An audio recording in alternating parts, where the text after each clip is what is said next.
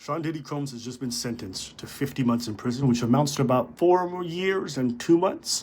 He's already served about 1 year and 3 months, so he's got about 3 years left. No, he won't get parole. You don't get parole on federal charges.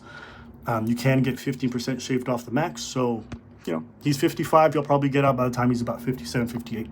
He doesn't think it's a win. They were crying in court, begging the judge for mercy. In fact, Diddy was being so wild that he had booked speaking engagements in Miami thinking he was going to get out today.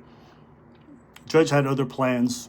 And actually, we talked about this way back when. The judge had kind of indicated that he took this very seriously.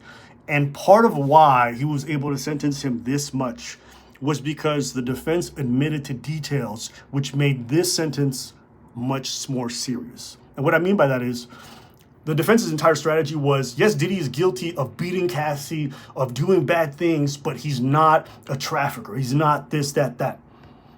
And so in their admission of a lot of these crimes that they were not sentenced for, those were factors that were then used against him for this sentencing. Now, that's a judge. The judge has the right to do that. These are things they can consider, and he did.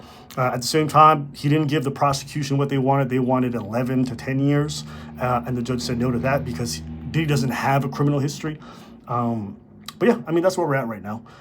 In my opinion, this is a huge win for Diddy. Again, he gets to keep his finances, his empire, because if he got found guilty of RICO, he would lose everything.